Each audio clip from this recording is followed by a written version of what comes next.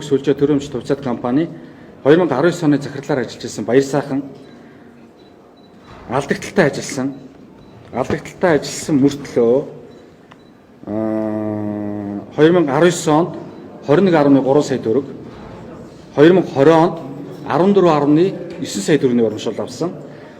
2021 онд захирлаар ажиллаж байсан Дагдан 12.8 сая төгрөгийн урамшууллыг авсан. За биокомбинат төрийн өмч төвцөд компани захирал Цолон 2020 онд 12.5 сая төгрөгийн урамшуул авсан. Дулааны цахилгаан станц 4 төрөмж төвцөд компани 2020 оны захирлаар ажиллаж байсан төмөр хуйг 69.4 сая төгрөгийн урамшуул авсан. Монголын газрын тос боловсруулах үйлдвэр төрийн өмчт хязгаарлалтын хариуцлагатай компани захирлаар 2020 онд ажиллаж байсан Алтан цэцэг 28.4 сая төгрөг, 2021 онд үргэлжлүүлэн ажиллахдаа 19 сая төгрөгийн үр дүнгийн урамшуул авсан. За мөн одоо хасагтай ажиллаж байсан ийм компани байгаа. Хөдөө аж ахуйн бирж төрийн өмчт хувьцаат компани Баатар захирлаар 2020 онд ажиллаж байсан 13.2 сая төгрөгийн урамшуул авсан. За Иргэний эсхийн ерхий газрын захирлаар 2021 онд ажиллаж байсан Бямс хөрөн 102.8 сая төгрөгийн урамшуул авсан. 5 толгой түлш компани 2021 онд им Ганбаатар захирлаар ажиллаж байсан. Нийтдээ 63 албан хаагчтайгаа нийлж төлөөлөл зөвлөлийн шийдвэрээр 568.8 сая төгрөгийн урамшуул авсан. Ингээд нийтдээ үндэсний аудитын газраас тодорхойлсноор 2019-оос 2021 онд алдагдaltaй ажилласан ч гэсэн үр дүнгийн урамшуул хэлбэрээр 971.9 сая төгрөгийг авсан гэдэг ийм баримт бол байна. Тэгэхээр энэ алдагдaltaй ажилласан компани захирлууд төлөөлөл удирдах зөвлөлийн шийдвэр болон бусад шийдвэрүүдээр өөрсдөө бас алдагдaltaй ажилласан хэдиж үр дүнгийн урамшуул авсан гэдгээ мэдээлж байгаа. Тэгэхээр энэ хүмүүстэй холбоотой мөн одоо тодорхой төлөөлөл удирдах зөвлөлийн шийдвэр болон дүрм зөвлөлт холбоотой асуудлууд бол эргэж та бүхэндээ мэдээлнэ. За үндэсний аудитын газраар 2024 онд хийсэн төрийн өмчт компаниудад хийсэн аудитаар 1.80 29 тэрбум 500 сая төгрөгийн 1555 зөрчил илэрснээс 1.3 тэрбум төгрөгийн 221 зөрчил төлбөрийн акт тогтоосон. 750.1 тэрбум төгрөгийн 600 зөрчлийг арилгах тасан зогсоох шаардлага өгсөн. 43.7 тэрбум төгрөгийн зөрчил гаргасан 20 албан тушаалтанд хариуцлага тооцох албан шаардлагыг хүргүүлсэн байна. Үндэсний аудитын газар маань тодорхой хэмжээнд ингээ шаардлагууд хүргүүлээд байдаг боловч энэ нь ерөөсөө хэрэгждэггүй хэлбэрээр байгаа. Тэгээ өнөөдөр энэ төрийн өмч компаниудтай холбоотой, өвчтөй холбоотой асуудлууд хөндөгдөж байгаа энэ цаг хугацаанд зарим компаниуд нь бол хувьчлагдах хэлбэрээр орж ирж байна. 2001 оноос хойш төрийн өмчт компаниудыг хувьчлагдах холбоотой олон шийдвэрүүд улсын хурал дээрээс гарсан байдаг. Гэхдээ энэ шийдвэрүүдийн гүйцэтгэл бол 37% гэдэг ийм дүгнэлтийг бол гаргасан. Маш хангалтгүй хэмжээнд бол тухайн шийдвэрүүдийн хэрэгжилт явжээ гэдгийг гаргаж ирсэн байна. За дээрээс нь төрийн өмчт болон төрийн өмчийн оролцоотой хуулийн этгээдүүд үндсэн чиг үүрэг үйл ажиллагаатай холбоогүй нийгмийн шин чанартай төсөл арга хэмжээг санхүүжүүлж байгаа нь ашигт ажиллагаанд сөргөөр нөлөөлж байна гэдэг дүгнэлтийг гаргасан. Засаглалыг сайжруулах, үр ашгийг нэмэгдүүлэх, олон улсын жишгт нийцүүлэх, бодлогын хэрэгжилт хангалтгүйгээс шалтгаалan үр өгөөч нэмэгдэхгүй, нээлттэй ил тоо засаглалын орчин бүрдэхгүй байна гэдэг ийм эрсдлийн шинжилгээг бол гаргаж ирсэн байна. За мөн үйл ажиллагааны хараат бус ил тод байдлыг хангахтай холбоотой асуудлуудыг хөндөж ирсэн. Засаглалтай холбоотой асуудлууд дээр бол улс төрийн болон тодорхой эрх бүхий албан тушаалтнуудын оролцоотой хэлбэртэй түүний хамаарал бүхий этгээдүүд улиран томилогдож ирсэн, мөн шинээр томилогдож ирсэн асуудлуудыг бол үндэсний аудитын газар дээр бол аль биесээр хойш тавьж ирсэн байна. За орон нутгийн өмчт бол орон нутгийн өмчийн оролцоотой 400 үйл этгээдээс 394 байгууллагт аудит дүгнэлт хийж үцхэд аудитээр 415.4 тэрбум төгрөгийн 397 алдаа дутагдал илэрж ирсэн. За нийтдээ хуулийн этгээдүүд дээр үндсэн чиг үүрэг үйл ажиллагаатай холбоогүй төсөл хөтөлбөр арга хэмжээнд зарцуулсан гэдэг 95 тэрбум төгрөгийн зөрчил мөн илэрж ирсэн. За тэгэхээр ингээд үзэхээр бид нар ер нь энэ төрийн өмчт компани удирдлагууд өөрсдөө хэрхэн яаж томилогдож ирсэн бэ гэдэг асуудлуудыг бид нар зааш өндөгдөх шаардлагатай болж байгаа. Төрийн өмч бодлого зохицуулалтын газар 2025 онд эхэнд мэдээлэхдээ Үүнээс хойш ялангуяа 2025 оноос эхлэн төрийн өмчит компаниудын удирдлагуудыг сонгон шалгуулалтаар ил тод нээлттэй зарлан тавьж гинэ гэдгийг төрийн өмчит бодлого зохицуулалтын газрын удирдлагуудын зүгээс мэдээлж ирсэн. Гэтэл өнөөдөр төрийн өмчит компанийн захирлаар томилогдоод байгаа Мят компани, Эрдэнэс Монгол компани, Эрдэнэс таван толгой компанийн удирдлагууд сонгон шалгуулалтаар зарлагдаж тавигдсан уу гэдэг асуулт төрийн өмчит бодлого зохицуулалтын газар дээр очиж байгаа. Энэ бол сонгон шалгуулалтаар тавигдаагүй явж байгаа. Тэгэхээр бид нэр төрийн өмчтэй холбоотой маш олон алдаа дутагдлыг залруулъя, алдагдлыг байхгүй болгоё, нээлттэй ил тод байлгахаар засгийн газрын түвшинд ажиллаж гин гэж мэдээлээд байдаг. Гэтэл нөгөө гараараа өөрсдөө хамаарал бүхий этгээдүүдийг тохон томилсон хэврэл байна. Тэгэхээр цаашдаа бид нар төрийн өмчит компаниуд дээр эрх хэрэгжүүлэгч, төлөөлөл хэрэгжүүлэгч хэлбэрээр тохон томилогдож байгаа алтан тушаалтнуудтай холбоотой асуудлуудыг нэг мөр шийдвэрлэхгүй бол энэ алдаа дутагдал бол үргэлжлүүлж гарсаар байна гэдгийг албаасаар бас мэдэгдэхин зүйтэй болов уу гэж бодож байна. Цаашдаа бид нар хууль эрх зүйн орчин тодорхой хэмжээний өөрчлөлтүүдийг оруулах шаардлагатай байна. Өнөөдөр жишээлбэл төрийн өмчит компаниудын томоохон хувьчтай холбоотой тогтоол албачаар гарахаар одоо бас улсын хурл дээр хэлцэгдэж байна. Гэтэл энэ дээр нэг ийм юм байна. Өнөөдөр оруулж ирсэн энэ материал дотор нь төрийн өмчийн бодлого зохицуулалтын газрын сайтаар иргэд олон нийтээс төрийн өмчит хуулийн этгээдийн хувьцааг 2026-аас 2028 онд биержээр олон нийтэд нээлттэй худалдах, төрийн өмчийг хувьчлах, өөрчлөн байгуулах, үндсэн чиглэлийн төсөлд санал авах ажлыг зохион байгуулсан ба 24 иргэнээс төрийн өмчийг хувьчлах, өөрчлөн байгуулах, төрийн өмчит хуулийн этгээдийн хувьцааг 2026-аас 2028 онд биержээр олон нийтэд нээлттэй худалдах, үндсэн чиглэлийн төсөлд дэмжсэн санал ирүүлсэн. 24 иргэний саналаар өнөөдөр энэ нээлттэй хувьцаат болгох олон нийтийн санал асуулгыг дэмжсэн байдалд оруулж ирж байна. Өнөөдөр бид нэр одоо автомашин дугаараа хязгаарлалттай холбоотой асуудлууд оруулж ирдэг.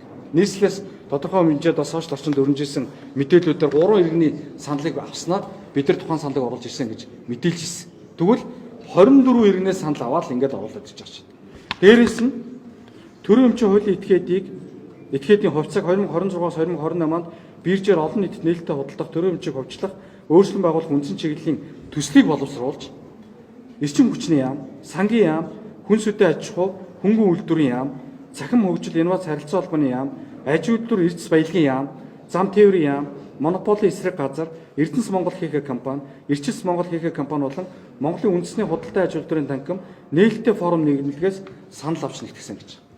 Дандаа төрийн байгууллага.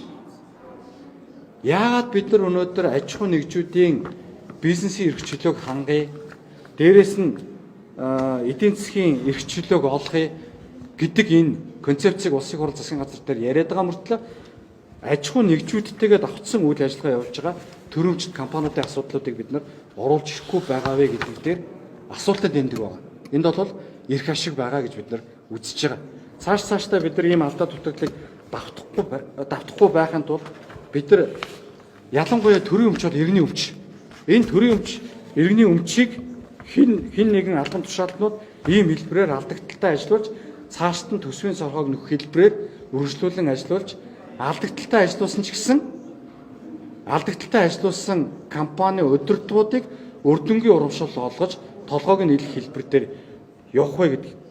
Энэ асуултыг бид нар улсын хурал дээр бол авч хэлцгээс өөр аргагүй хэлбэрт бас орж байгаа гэдгийг та бүхэндээ хэлье. За тэг асуулт байвал харъя. Өнгөрсөн хугацаанд ер нь төрийн өмчит компаниудын удирдлагуудаар одоо экстрийн албан тушаалтнуудын найз нөхөд хамаатан садан хамаар хүмүүс томилогдсон гэж та бүхэн ярьж байсан. Тэгээд төрийн өмчит энэ хүзэт компаниуд ямар ч ашиггүй ажиллаад байна гэж ярьж байсан. Одоо болохоор хувьчлалын эсрэг жоохон нураад байна гэсэн бодлоо. Хувьчлалтай холбоотой асуудал дээр эсрэг дуурсан зүйл байхгүй. Өнөөдөр Эрдэнэ төгөлдрийг жишээлбэл хувьчлах ёстой юу? Энэ угаасаа үр ашиг өгөөд явж байгаа ард түмэнд үндэсний баялагын сангийн тухай хуулиараа тодорхой хэмжээний ашиг нь ороод явж байгаа компани. Хувьчлал явах ёстой. Гэхдээ зөв явах ёстой. Тухайлх юм бол эрх хэрэгжүүлэгч гэж байдаг. Төлөөлөл хэрэгжүүлэгч гэж байдаг. Гэтэл хуулинд бид нар эрх хэрэгжүүлэгч болон төлөөлөл хэрэгжүүлэгчийн эрх зүйн орчныг наривчлан заагаагүй байгаа өнөөдөр орчинд бид нар өнөөдөр амьдарч байна. Бид нар цаашдаа алдагдaltaй ажиллаад явж байгаа энэ компаниудыг яах ёстой вэ? Нэгдүгээр асуудал. Хоёрдугаар асуудал, нэгэнт үйл ажиллагааны давхцал үүсгээд явж байгаа компани, төрийн өмчит компаниудыг бид нар татан буулгах зайлшгүй шаардлагатай байна. Гэтэл өнөөдрийн бид нар хилцэж байгаа энэ асуудал дотор ангилал орох ёстой. Тийм биз? Ангилал орох ёстой. Өнөөдөр улсын их хурлаас гарах гэж байгаа тодорхой энэ тогтоол дотор энэ ангиллыг оруулахыг үүрэг болгож өгч байгаа. Ямар нь ашигтай, ямар нь давхцалтай, ямар нь давхцалгүй. Энийг Монгол улсын засгийн газарт тодорхой хэмжээнд ангилсан байдлаар оруулж ирээ. Энэ асуудлыг шийдвэрлэе гэдгээр үргэлжлүүлэхээр дотор орж ирж байгаа. Асуудал бүрэн шийдвэрлэгдэж, бүрэн хилцэгдэж улсын хурлаар орж ирэх ёстой. Тийм биз? Тэгэхээр аль болох хувьчилж ивэл өнөөдөр бид нар сайн. Яг гэвэл олон нийтийн хялтанд оруулж байгаа. Нэг. Нөгөө талдаа бид нар үргүү зардлуудыг таньж байгаа. Гуравдугаарт засаглалын зөв систем рүү орж эхэлж байгаа. Тэгэхгүй болохоор өнөөдөр ирэх орж байгаа намын тодорхой гар хөлөдөл тавигдсан хэлбэртэй л байгаа шүү дээ. Өнөөдөр ардын нам юм. Гэхдээ манай намаас тодорхой хүмүүс тавигдчихж байгаа. Энэ намын шалгуураас тавигдахгүй байна. Энэ бол хэн өнөөдөр сайд байна, хэн өнөөдөр дарга байна, тэрийг хэн өнөөдөр шантаж хийж байна, тэр хүмүүсийн хүмүүсэл тавигдчихж байгаа. Энэ бол намын бодлого биш. Давхар дэвсэж байгаа ямар компаниуд байгаа та нэг нэрлэлээ. Жишээлбэл харилцаа холбооны чиглэлээр ялангуяа интернет цахим үйлчилгээтэй холбоотой асуудлууд төр байгаа. Цахим үйлчилгээтэй холбоотой асуудал төр бид нар яах ёстой вэ гэдгээ бид нар бодох ёстой. Автозамын компаниуд. Өнөөдөр бид нар автозамын компаниуд яг өнөөдөр төрд байх шаардлагатай байггүй юу? Азаанууд байгаа гэсэн үг. Тэ? Гэтэл нөгөө талдаа стратегийн чиглэлтэй яалтч жоохгүй эрчим хүчний чиглэл, дулаан цахилгаан үйлдвэрлэл түгээгтэй холбоотой асуудлуудыг хөндөж байгаа. Энэ өнөөдөр алдагдaltaй явж байгаа. Энийг бид нар хувьчилчвал зарим нэг аймагуд дээр үүсээд байгаа шиг асуудлууд үүсэх үедээ. Тухайлах юм бол Архангай аймаг дулааны цахилгаан станцаа хувьчилсан. Тэнд дулааных нь үнийг дураараа нэмжээдэг. Тэр хувьчилж авсан хүн Америкийн нэгдсэн улсад амьдарч байдаг. Энэ бүх аймагт явагдвал яах вэ гэдэг асуудал. Гэтэл нөгөө талдаа нийгмийн чиг үүрэгтэй явж байгаа компаниуд. Жишээлбэл Даунлоод биш компани. Өнөөдөр иргэдийг аюулгүй, эрүүл орчинд амьдруулахаар чиглэлж ажиллаж байгаа компаниуд байгаа. Энэ компаниудыг бид нар өнөөдөр алдагдaltaй ажиллаж байгаа боловч хувьчлах ёстой юу? Хувьчилчвал тэнд нийгмийн чиг үүрэг нь алдагдахгүй. Энэс улбалаад иргэдийн аюулгүй амьдрах орчинд асуудал үүсэхгүй гэдгээ ялгах ёстой байхгүй. Гэтэл өнөөдөр үйл ажиллагаа явуулж байгаа гэдэг 108 компани. Одоо сүүлдээ 101 гэж ярьж байна. Энэ компаниудыг аль нь бизнесийн чиг баримжаан дээр буюу өрсөлдөх шин чанартайгаар аж ахуйн нэгжүүдтэйгээ өрсөлдөд байгаа. Хэдэн компани? Аль нь стратегийн шин чанартай буюу дулаан цахилгаан үйлдвэрлэл. Жишээлбэл үндсэн хуулийн заагдсан үүргийг гүйцэтгэж байгаа хэдэн компани. Аль нь нийгмийн чиг баримжаатай ашигын төлөө биш нийгмийн үүрэг гүйцэтгэх хэлбэр дээр ажиллаж байгаа компаниуд. Энэ хэдэн компани? Энэ тодорхой босоо. Тэгвэл өнөөдрийн хэлцэж байгаа энэ асуудал дээр улсын хурлын тогтоолоор энийг тодорхой болгож оруулж ирээ гэдэг үгийг улсын хурлаар өгч штэ. Асаа нэг асуулт. Энэ төрийн өмчийг хувьчлагтай уг нь өмнө цэнийг өсгөөд үр ашигтай ажиллаж байгаа хувьчлал арай өндөр үнд хүрэлтэй. Гэтэл ингээд албаар үр ашиггүй огт өөдөн татаагүй газруудаар шууд хувьчилж байгаа нь бас нэг ашиг сонирхол давхар явагдаад байгаа болов уу гэсэн ийм хардлагыг төрүүлээд бас дулааны цахилгаан станцууд бас хувьчлах шиг салтанд байх шиг үсэн шүү дээ. Энийг бол гэхдээ төр ерөө өөдөн татаж чадаагүй гэж харагдаад байна. Яг уу хэдүүлээ нөгөө хувьчлалын асуудал, алдагдлын асуудал тусдаа ялгаас алах хэрэгтэй.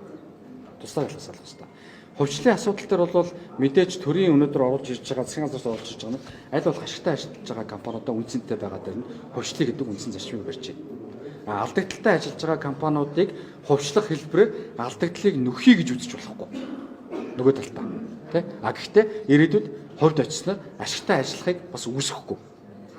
Тэгэхээр бидний хувьд бол хувьчлах гэж байгаа энэ компаниудтай холбоотой саяны таны хэлсэн үнэлгээг бид нар гаргаж ирэх ёстой. Тодорхой байх ёстой. Эрдэнэ төлөвлөрийн нийт үнэлгээ хэдий? Ирээдүйн үнэлгээ хэдий? Сая шинээр олдсон гэж байгаа Эрдэнэтийн оюут ордын үнэлгээ хэдий? Эрдэнэ төлөвлөрийн хамаарлал явах юм уу, хамааралгүй явах юм уу? Тэ? Дулааны цахилгаан станцтай холбоотой саяны таны хэлдэг асуудал энэ дотор орж ирсэн байна. Жишээлбэл дулааны 2 дугаар цахилгаан станц, дулааны 4 дугаар цахилгаан станц, Эрдэнэтийн дулааны цахилгаан станц, Дорнодын бүсийн эрчим хүчний систем, Дахны дулааны цахилгаан станц, Амгалан дулааны станц.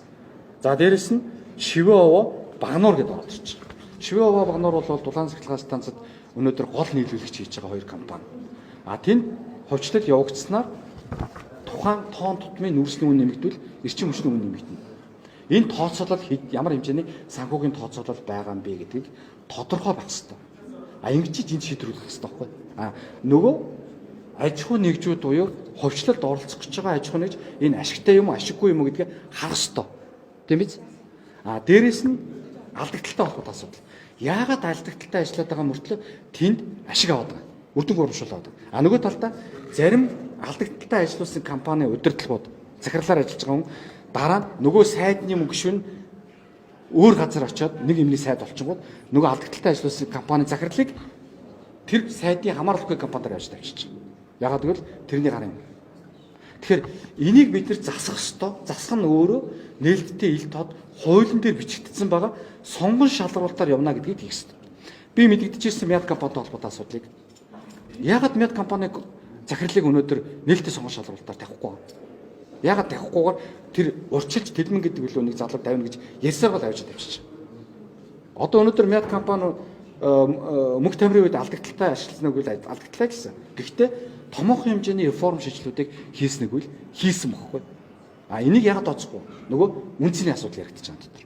Тэгэхээр бид нар төрийн өмчт компанитай холбоотой асуудлыг өнөөдөр ягаад ингэж гаргаж тавиад байна бэ яриад байгаа вэ гэхээр утгагүй нийтийн өмчийн тухай хууль хэлцэгдэж байна.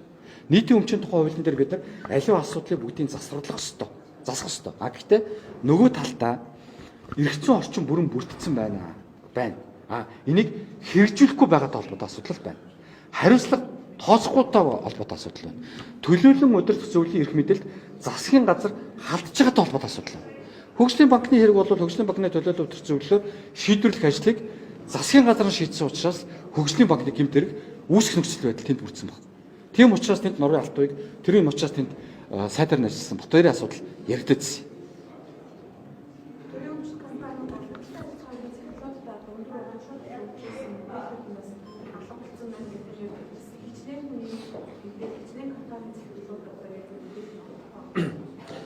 Өнөөдөр Монгол архивтай холбоотой асуудлууд яг нэг үйлдэхэд хөндөгдөж байна. Тухайлхан бол инх баяр сайд орчны бохирдлыг бууруулах үндэсний хорооны бичиг баримт алгацсантай холбогдуулаад орчны бохирдлыг бууруулах үндэсний хорооны даргамттай холбоотой асуудлуудыг хөндөж ирсэн. Яг үнтэй адилхан төрийн байгууллагуудаас өнөөдөр мэдээлэл авъя гэхээр мэдээлэл нь байхгүй нэ гэж байгаа байхгүй. Сая оюутлогын сонсгол явсан. Оюутлогын сонсгол дээр маш олон материал ирээгүй. Манад байхгүй, манай архивд байхгүй гэдэг мэдээлэлүүд ирсэн. Энэ бол оюутлогын сонсголын дараагаар бол хууль ёсны байгууллагууд руу шилжээд хэн шалгадаж явах хэрэгтэй ажлуудыг нэг гэж харж байгаа. Яг үнтэй адилхан өнөөдөр алдагдaltaй ажилласан компаниудын захирлуудтай холбоотой мэдээлэлүүд байхгүй нэ гэдэг ийм одоо мэдээллийг манай ажлын албан дээр ирүүлсэн. Хэн хэдэн төрлийн урамшуул авсан. Жишээлх юм бол 5 толгой түш компани ганцхан Ганбаатар гэдэг хүн урамшуул авах байхгүй. Гэтэл 5 толгой түш компани 568.8 сая төгрөгийн урамшуул авсан. Тэнд бүтэн 61 хүний лист байна. Тэр лист нь багхгүй. Тэгэхээр тэр лист болон төлөөллийн удирдах зөвлөл дээрээс шийдвэр гарсан учраас төлөөллийн удирдах зөвлөл магадгүй нийслэл хотын захиргаан дээр байж ах хэрэгтэй байхгүй. Гэтэл тэр нь байхгүй байна гэдэг мэдээлэл өгсөн. Гэх мэтлэнгээ. Гэхдээ бид нар тодорхой ирсэн мэдээллийн хүрээнд өнөөдөр тавганд мэдээлэл нээлттэй хэлд одоо хийчих. За баярлалаа.